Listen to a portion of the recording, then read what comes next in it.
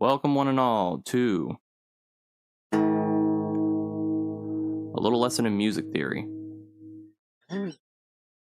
So, today we're going to go over a little outline, a method of easily understanding music theory, working from, after you go to college or school for however many times. You start with intervals, and you go to chords, and then you go to scales, and then you eventually get to modes.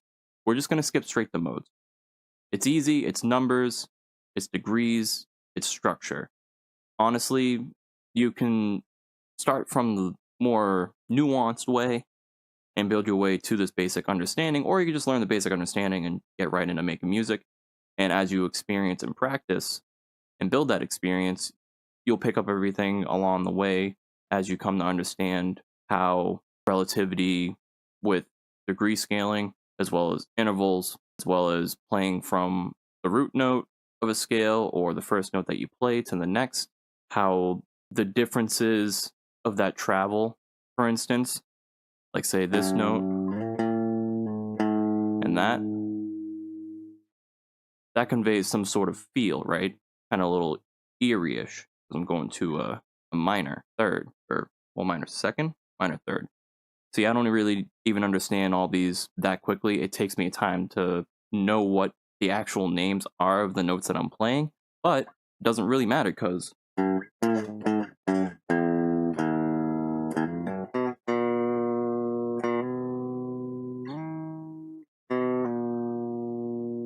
I can improv. I can compose music in such a fluid way. And ultimately, if I take the time to record something along those lines and build off of it, start learning song structures, verse, chorus, verse, or honestly anything. It's up to you what you want to do. But with these fundamentals, you can apply them in such a way where it'll make it easy for you to make music. And also keep up with how AI is going to be the competition in the future when it comes to this sort of thing. You got to consider these type of things. So in order to keep up with that, in order to make it more streamlined for the human experience, this is how we're going to do it. Now, the little lesson plan I have for us today, we're going to switch over, boom, boom. So see, we have steps for understanding the basics of music theory in the practical sense.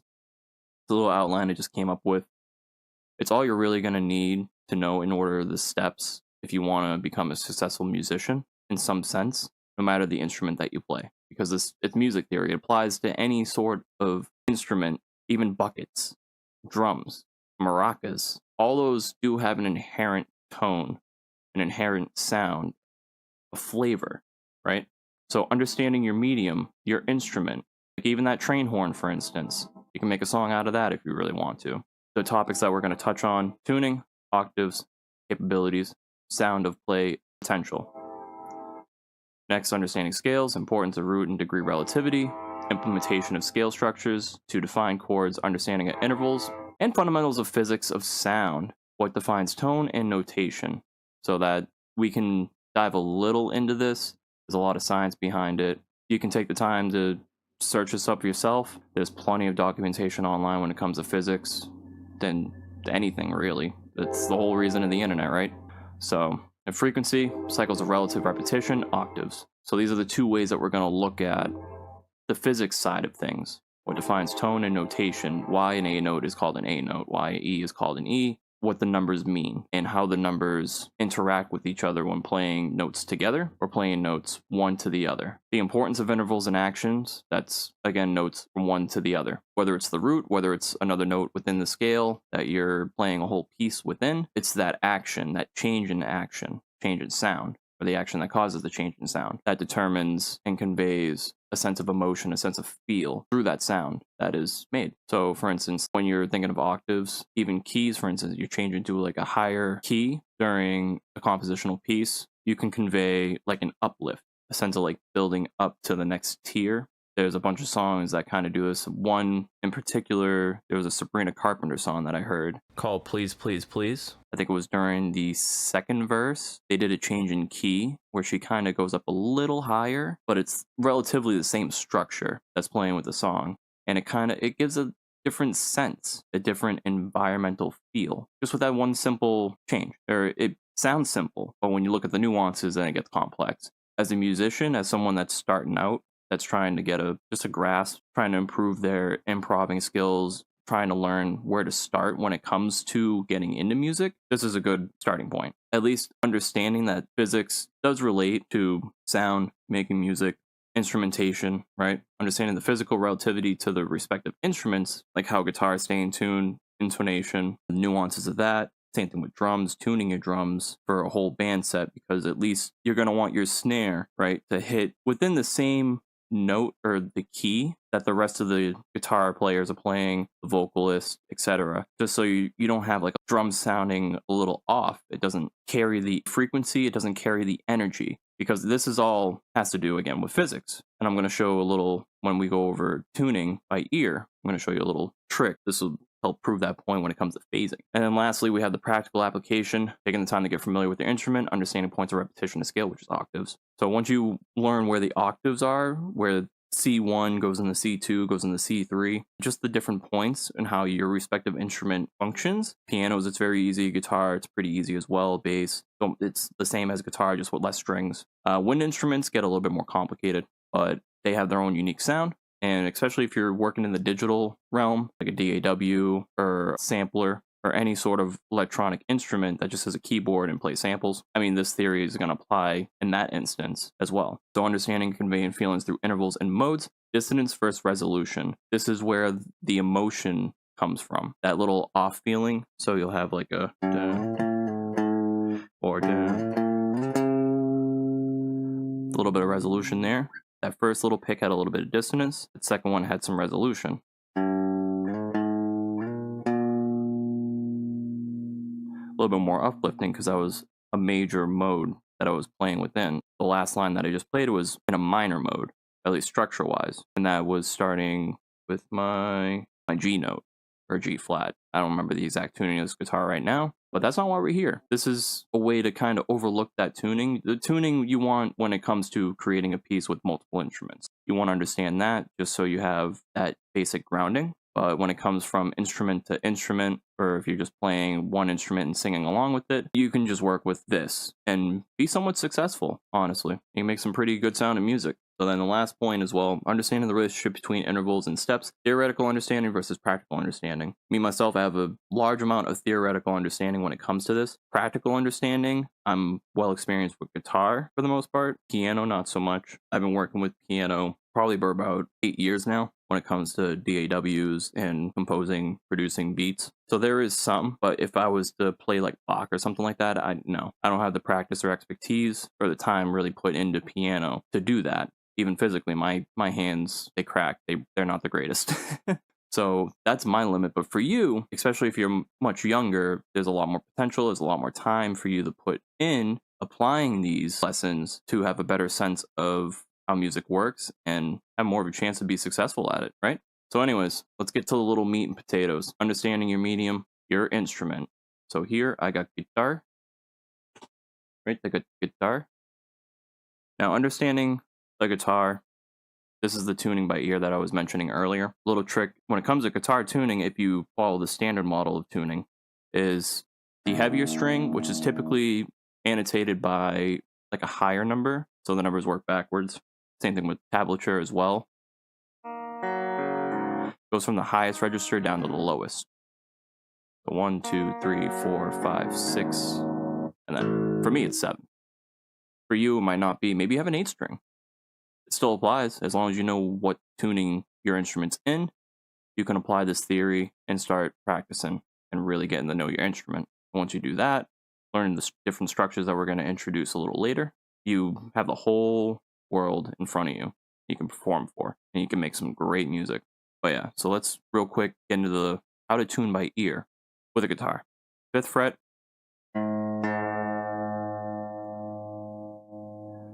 You hold the 5th fret on the heavier string, and you play open on the one below it. Sounds a little bit out of tune to me.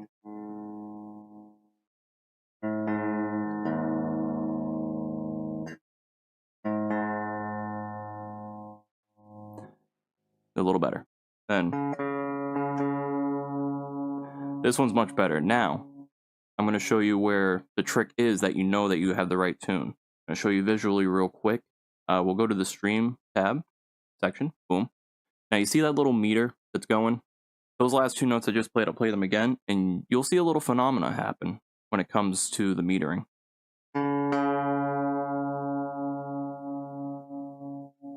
So you see that pumping? That's beat. Basically, it's a phenomena where you have two frequencies that are relatively close to each other or just octaves apart. They're not exact. And in this instance, with a real guitar, we have the reality that the strings that's above it, the thicker strings, are in fact thicker. They play materially slightly different frequency than the ones at a higher register. But because we're relying on this fifth fret method until we get to the high E and the high B, or the first and second strings, because they're a little slightly different based on their limits, their physical limits of being so thin, and the material that we're using. There's a lot of material aspects and a lot of nuances when it comes to guitar. An electric piano, that's just plug and play. You plug that in, all the keys are right there for you. You don't really got to tune those, but you can if you want. If you want to try a different tuning, different start point. But this theory is also going to help you realize that as well. So when it comes to beats and frequencies, basically this is physics. That slight difference in frequency, where there could be like a hertz or two. I mean, the closer you get, then the more that the amplitudes of this two strings playing simultaneously, or even the timing rather, because I'm not playing these at the exact same time, but that'll have an influence on the phasing. Same thing when like you're recording multiple sound sources at the same time, or you're editing music, or being a mixing engineer, or even a mastering engineer. Phasing is a big thing. For tuning, we can utilize the understanding of phasing and amplitudes when amplitudes of certain frequencies overlap. So they'll build. So they'll be like a little baby shark, do do do do do, but it'll be like the amplitudes go up, amplitudes go down, but they're slightly different. The positive differences will build up, so that's where you get the pumping up. And then the cancellation is when it's just slightly out of phase with the amplitudes. Say one string is at a higher amplitude while the other one's at the lower, they'll start canceling out. But they won't cancel out completely, otherwise you'd get dead silence. That's how phasing works. So that's why this works as a technique when it comes to tuning. Otherwise, you could just use a digital tuner if you want to get the closer to exact numbers. But after you digitally tune it, you can see this phenomena for yourself. All right. So there's your basic relationship when it comes to guitar tuning. Now for octaves on a guitar.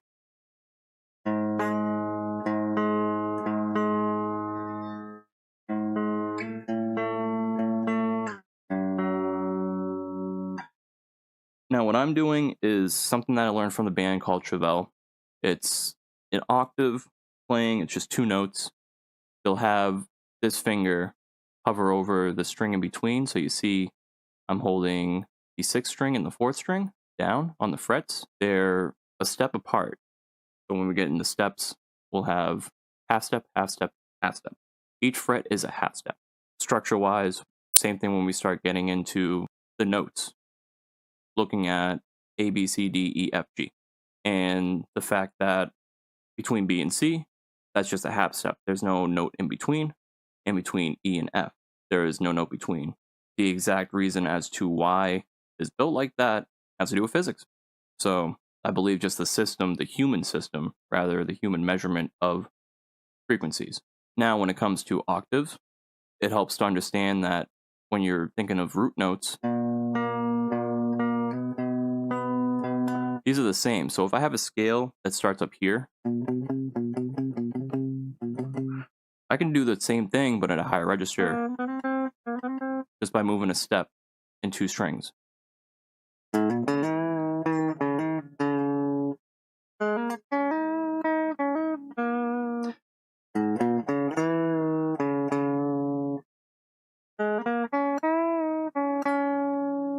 They're the same, but at different registers. So once you get that basic aspect when it comes to guitar, besides those first two strings, besides those, you're already four of the six strings, if you're playing a six string, from understanding the whole damn guitar. Understanding is different from being experienced, mind you. And also, when it comes to guitar, this is one other little thing. Drop tuning, very popular style of tuning. This is how I have my 7th string tuned. When it comes to that 7th string and the 5th string,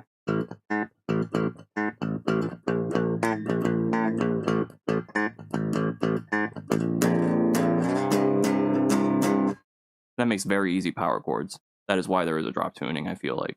Personally, that probably really is the reason, though. It's instead of doing chord structures like this, where you have, excuse the middle finger,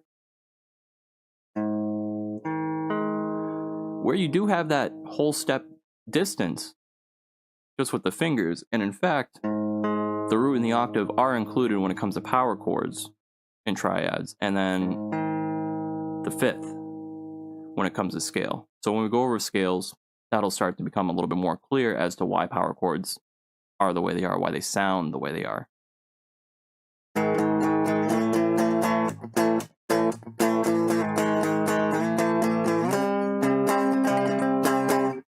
It's because of that collection of notes that are within it that give that sense of power. It's one solid sound.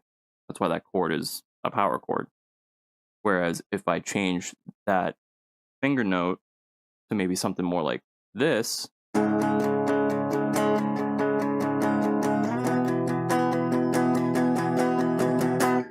even if it's in standard tuning, now that 5th has become 3rd, I believe a major.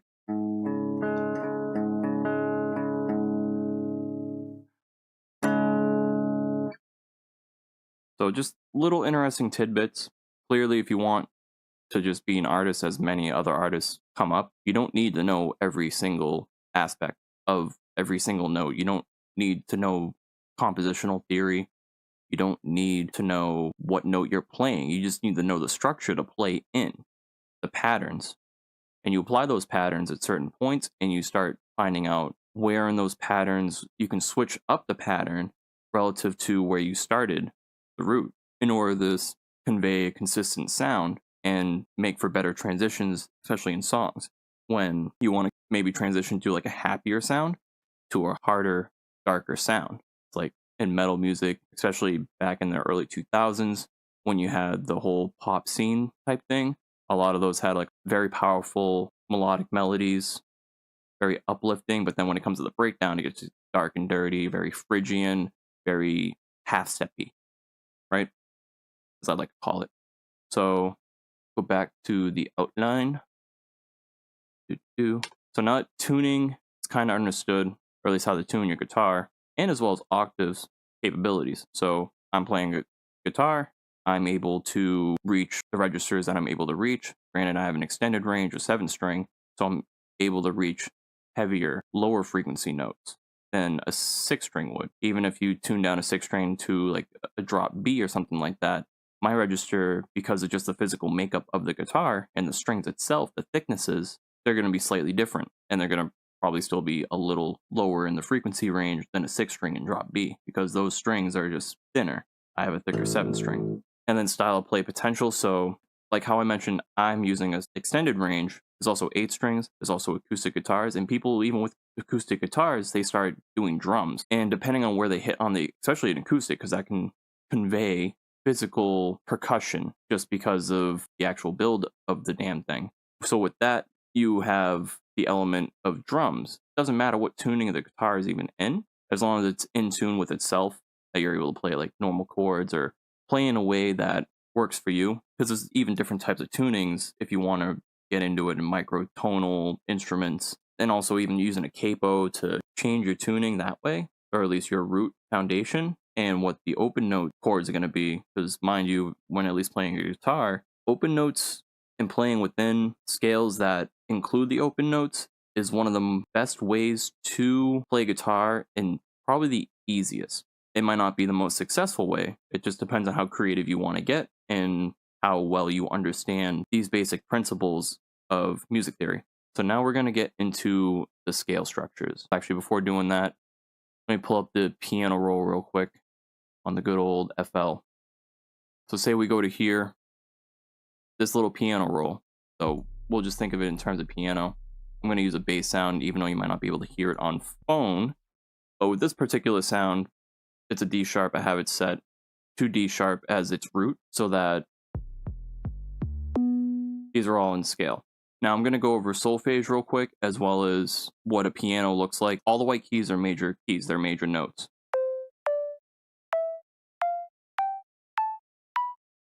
Or they're whole notes, I should say. They're not these half-step notes, they're not sharps or flats. Now sharps or flats, when you start getting into that and letter notation, that's when things get a little complicated because they can be interchangeable. For instance, this is C, C sharp. C sharp is also D flat, the same thing. That's where, if you start jumping into the nuances before understanding like the basic structures, before even understanding what the major scale is, or solfege, so do, re, mi, fa, sol, la, ti, do, do, do. Octave. So if you jump in trying to read like sheet music or anything like that without knowing any of these basic principles, you're gonna have a hard time. But when we start with the simple, the major scale, so regardless of how physics defined these notes, let's see, we'll work off the natural A, so B, A. 440 hertz typically, or at least maybe not this specific A. When it comes to understanding the physics aspects, natural A 440 or 220 or 880. Octaves, they work literally by just having the frequency, the hertz, having it or doubling it. So C is higher than 440 but less than 880, somewhere in between there. Now we don't need to get too deep into the physics math aspects because we're not calculating a song. We're playing a song. So in terms of understanding now scale structures, we start with the major. We have the root, major second, third, fourth, perfect fifth, sixth, seventh. These all have names, but we're going to skip that and just go straight into degrees. So major scale, or the Ionian mode. The first mode identical to the major scale. It is the major scale, it just depends on what your root note is. So if I started C, C, D, E, F, G, A, B, C. So from C to D, it's a whole step. D to E, it's a whole step. E to F is a half step. This is where things get confusing when that half step, like I showed earlier on the guitar, a whole step is a distance of 2 frets. A half step is just a 1 fret difference. So on guitar, understanding like it's all in half steps, simple enough. And then whole steps, simple enough. On piano, it gets a little bit more complicated if you don't start with C as your root note or your scale and using an Ionian mode. Or you can use other modes that are relative to C. It'll just depend on where you start. This is the basis of modes as well, is going from the major scale. Say if I started from here and I played all these notes, the structure that would end here, that structure is a little different. So you see how the major scale goes whole step, half step, whole step, whole step, whole step, half step, as it was laid out here. That's the starting point that I want you to consider. That's the easy way of looking at this to start diving into the rest of the modes. Now we go to the Dorian mode. Whole step, half step, whole step, whole step, whole step, half step, whole step. Now where does this come from? Start at D. E, F, G, A, B, C, D. Now you see where there's a difference in the structure. Granted, yeah, it's the same notes being played within that major scale, but say if I took this structure that was a whole step, half step, whole step, whole step, whole step, half step, whole step, and I applied it to C being the root. So let's shift it all back. So we got whole step, half step, whole step, whole step, whole step, half step, whole step. That's where understanding what you're starting with, the root notes and the structure, that's where it matters. That's a different feel than, that's a way different feel than that when you're doing boom, boom, boom, shoot, boom, boom, like that. And then same thing when you go to the next one. That next mode starts here. So you boom, boom. You have that one step, that's Phrygian. Third mode, characterized by a minor sound and a lowered second. It uses the pattern half step, whole step, whole step, whole step, half step, whole step, whole step. Used a lot in metal. That's your whole 1 fret scenario. where we're going. We'll do that. So, see my first fret? Yep, first fret. Ready?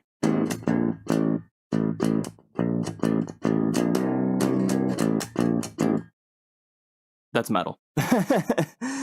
Basically, seeing how I started, my root is A.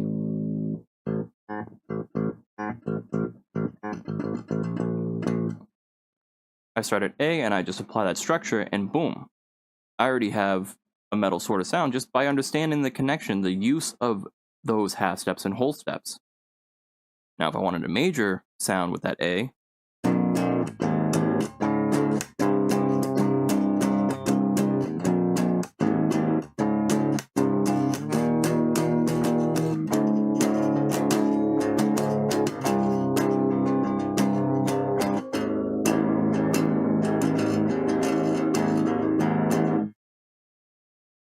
that goes along the major scale A major. And this is A Phrygian.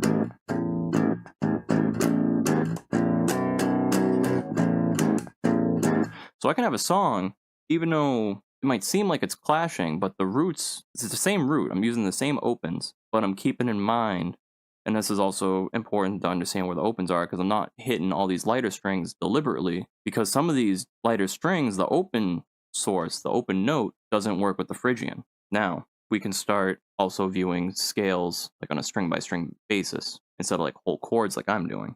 So going back to that A, do that A Phrygian. So open, half step, whole step, whole step, whole step, half step, whole step, whole step.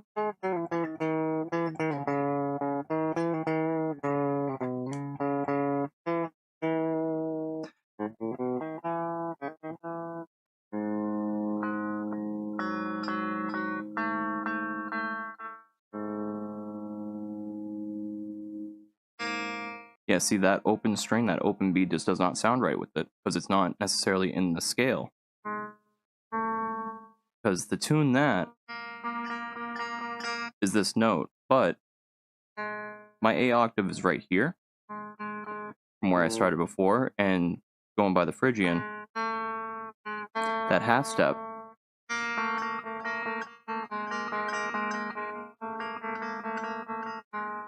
I mean, you can make that work in a piece, but when it comes to playing a chord alongside with this, that does not sound great. So bear that in mind when you're also working with your instrument, because a piano is going to have similar issues regarding that. Same thing with guitar, same thing with wind instruments. Well, wind instruments, they typically work on single notes. They don't really do chords, but when they work in tandem, when they work together, you can build chords with wind instruments in such a way. So those are things that you should consider. But when it comes to these modes, these half steps and whole steps, this is all you need to practice and understand when starting out, if you want to take music seriously, when you want to take composition seriously, as well as just understanding what the major scale is. Once you learn this, you can start experimenting and building off of that. And honestly, with the internet these days, it's so easy to find all this relative information to practice on. You just need at least a little push to do that, or interest at least. So understanding scales, the importance of root and degree relativity. Let's switch back over. So understanding scales, like I was mentioning earlier, the importance of root and degree relativity when it comes to degrees in regards to modes. Basically, understanding the modes, Ionian, this is the major scale itself, C major. The degrees are 1, 2, 3, 4, 5, 6, 7, and then 8.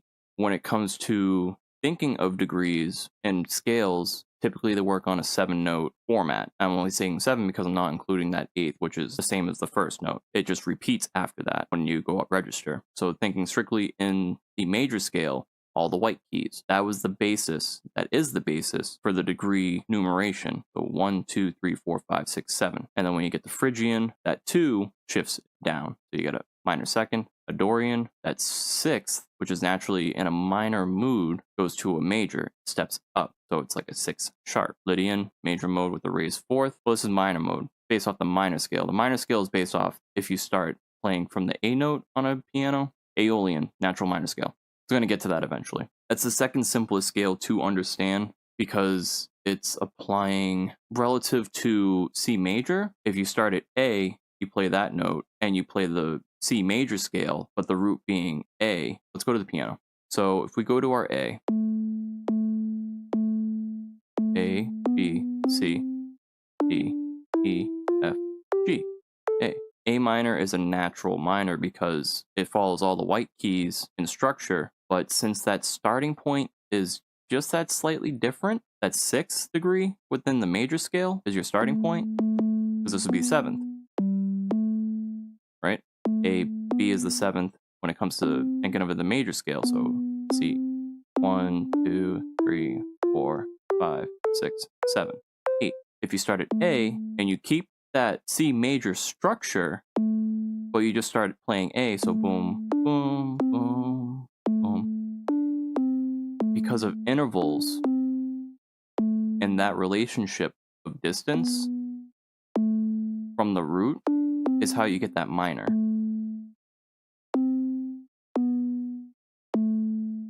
Because of that half step, that little bit of dissonance, because things have been toned down from the perspective of the root A. Whereas from the root C, I wanted to play that same structure, but keep it in line with the C major.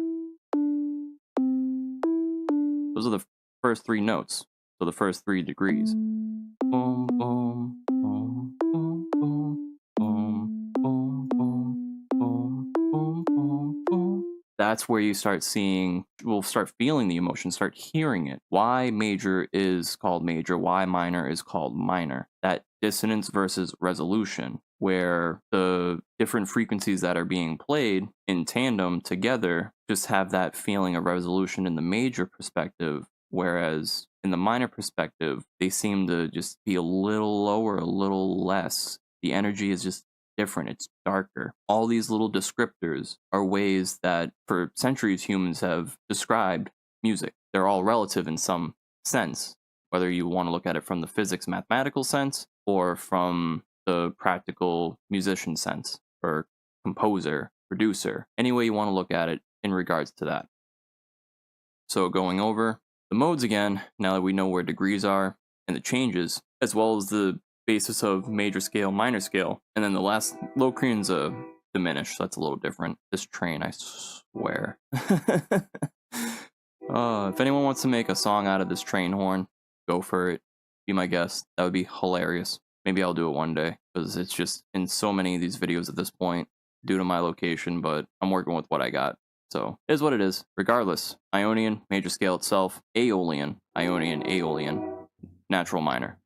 So the first 2 scales you want to learn the structures of, get to know them. We go back to here, Aeolian is a whole step, half step, whole step, whole step, half step, whole step, whole step. This is the scale that's used in a lot of rock and metal. They're used in even electronic music. Electronic music typically is the Ionian. Sometimes they'll have Dorian or more major mode with the raised fourth, Lydians, Mixolydian, all of these types of structures, depending on if you want the song to convey a sense of joy, a sense of happiness, a sense of thrill, maybe even some sort of, well, maybe not suspense, because suspense goes more along the lines of diminished, but there's also diminished and suspended notes, chords, etc. So these words, with their meanings, are relative to the feeling, the emotion that these intervals or scales or modes convey when played back to back. That's why the actions that are taken while playing a piece of music or playing any sort of instrument, it matters. Whether or not it makes sense musically, whether it follows a minor feel, major feel, or maybe there's a little bit of like dissonance in there, it's all about the journey of the song itself. It's all about your intention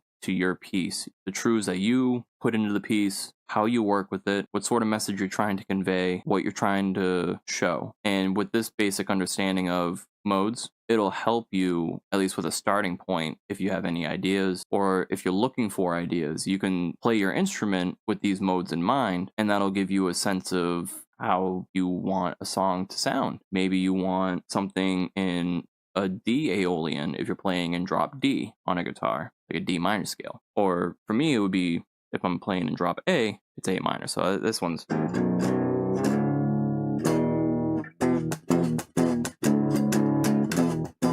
Let's switch over real quick. So for me...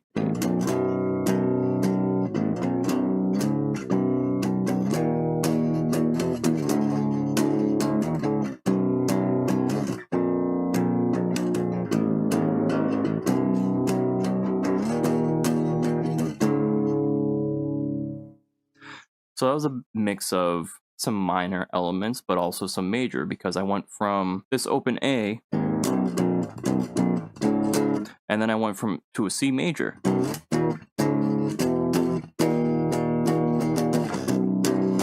So the root can either be fixed with the piece, but then you're also limiting yourself creatively. This is the whole reason why there's modes in the first place, why this sort of consideration separate from scales and the whole technical alphabet when it comes to music theory, including like sharps and flats and those considerations, because that's a lot of that's just perspective based. It's very subjective in a sense, but it's also very exact too. So if you're a composer for a whole orchestra, obviously understanding notation and being able to read musical notation in that sense is very important, very crucial, unless you're already well practiced or you know these basics with your instrument and are just that good at improving where it doesn't really matter. But when professional orchestras, or even these days, it's a lot more loose when it comes to the industry, but with groups that have a lot more attention to detail, and even like musical notation has the ability to display different techniques like crescendos, which is like whole crashing, fills,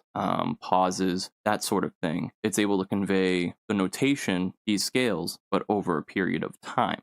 So being adept at that, taking the time to learn that and practice musical notation can be useful if that is what you want to do. But if you want to just make a piece of music, if you want to download samples or create your own samples using a synthesizer, whether it's a plugin or an actual piece of equipment, understanding these basics will help. So let's dive a little bit further. So understanding the importance of root and degree relativity, we just went over that. Implementation of scale structures to define chords. So I kind of touched on that a little earlier. Basically, that has to do with the group of notes that you're playing at one time. I mean, that is a chord. Very famously, you have triads in piano. So we'll do this.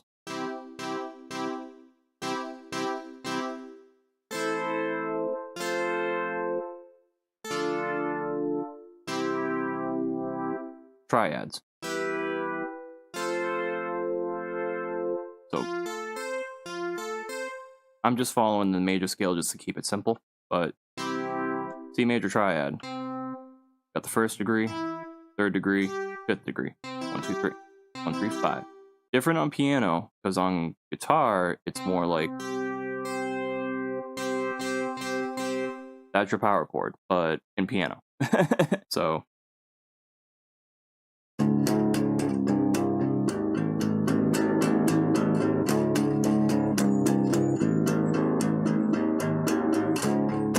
that just reminded me of another song that's already out there. Hopefully it doesn't get picked up for any copyright, which is a whole separate topic in and of itself when it comes to copyright. I think that personally, things are going to change with that. It's going to have to, because, well, with between artificial intelligence and the fact that there's only a certain combination of notes that you can play. There is a finite amount of notation when it comes to all of this. So let me show you the chord structures.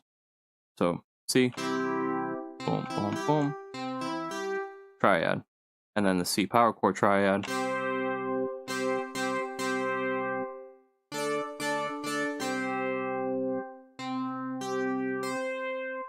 That's a power chord on guitar. Boom. So there's your relativity. This helps to show why understanding the theory is going to help you even learn other instruments, because you can just get familiar with one and then take this knowledge somewhere else and be proficient at it instantly. So that implementation of scale structures to define chords, it matters. You can get more nuance when you start involving half steps, notes with sharps and flats, when you start getting into the different keys, or just keeping it simple for this introduction. You take that concept, you understand that the difference between each note. So let's make sure that I'm on the right page here. So the degrees, you can understand the degrees. That's great. But the other thing you have to understand is that there exist half steps on the piano. On a guitar, it's easy because it's every fret. So everything is a half step. On a piano, if you're just playing with white keys, you're playing a mixture of half steps and whole steps relative to the major scale. But if you think of it in the 12 note structure instead of the 8 scalar structure,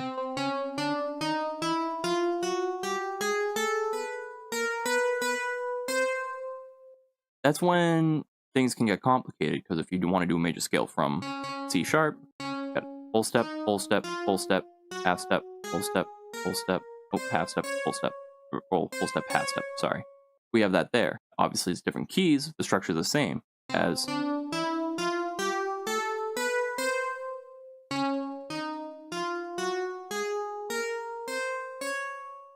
but you hear that change in register, you hear that uplifting like I mentioned earlier when you decide to change the root of the key, but keep the key, the structure of it the same. That's been implemented in songs throughout time as well. That little technique and understanding can improve your compositional skills depending on how you compose your song. Whether you want to stick with the good old verse, chorus, verse type beat, or if you want to do something different with like an intro, outro, different bridges, maybe like a one song that's two different songs, things that Travis Scott has done. For instance, he's made like literally a song that's like two songs stitched together. That's also popular. It just depends on your presentation and the message that you're trying to convey, as well as the emotional relativity. So yeah, that's the basics of music theory when you start looking at it in modes. It's really as simple as that. Intervals is just the distance from degrees, or at least once you understand degrees, then you start applying major and minor to those. So like we have the 1, 2, 3, 4, 5, 6, 7, 8. Oh, 8. Boom. A perfect fifth. You got major third, minor second, diminished sixth, augmented seventh, and then the whole octave. And again, you can just look this stuff up besides using this video to go over all of these and the practice and to really get to know your instrument using this. And once you get the experience down, whether it's through an actual instrument or through a DAW like this and just playing on the keyboard.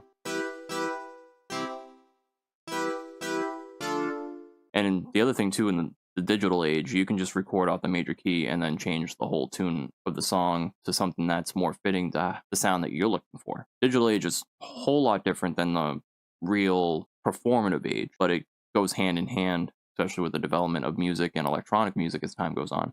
So just the little things, just the little things. Other things to go over.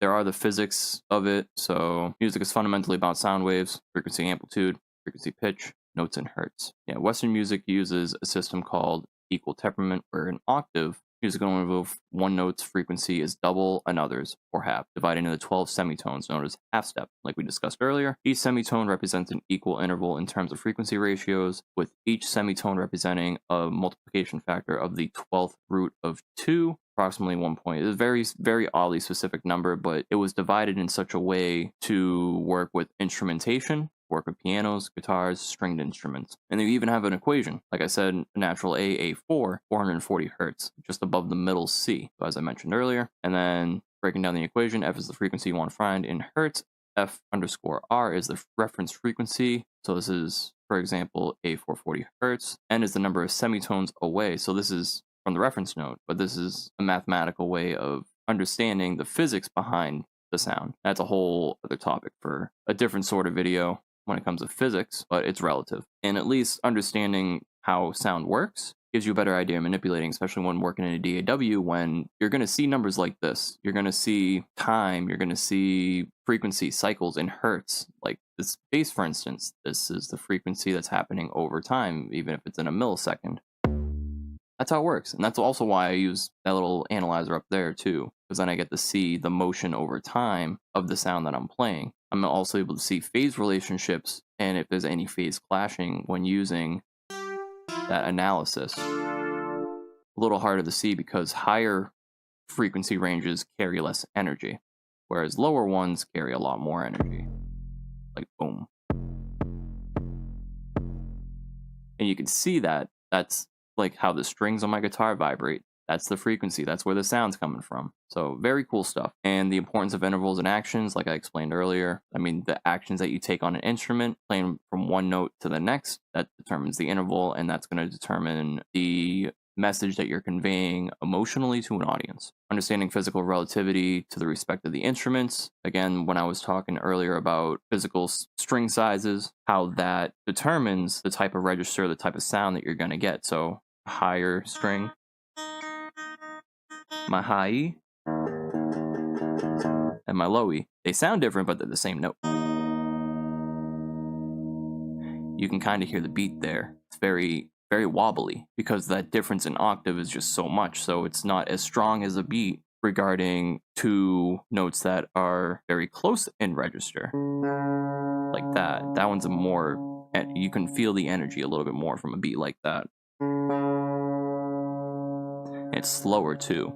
This is why tuning by ear is a very great skill to have. And understanding the physics is going to help you understand how to tune by ear. Whether or not it's going to help you understand what a C note sounds like, time will help you realize that. As you practice, as you start to understand what a C note sounds like, the tuning of your instrument, the scales that you're playing in regards to the root notes and the open notes, if you're playing a stringed instrument, then it all starts to come together. And then understanding points of repetition of scales, octaves, because that structure is going to follow and repeat for every octave that you're playing in. And that's going to help with your understanding of your instrument as well as your improv skills. When, for instance, on guitar, working up and down a fretboard or doing stuff like that. So let me switch back to this. So octaves, understanding limits of possibility of each instrument, and then understanding conveying feelings through intervals and modes. Dissonance versus resolution, we went over that a little earlier. There's the minor and the major, and then there's everything in between that distorts that feel slightly when it's diminished, sustained, augmented, when you start thinking of changing modes relative to the root or changing the root relative to the mode or the scale. Those things as a whole works together when you're just composing music. But if you want a further understanding as to the differences in feel with intervals, like for instance, blues has a lot of half steps going alongside that little roll. Let's see if I got this right.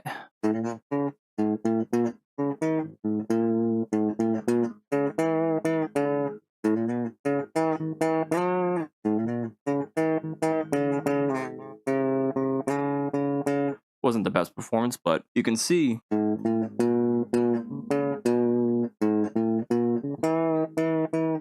blues, when it partly relies on the minor, partly relies on the major, and then a little bit of everything in between to carry that little bit of dissonance. You can hear the dissonance just in the roll. And then the resolution, weird, resolves.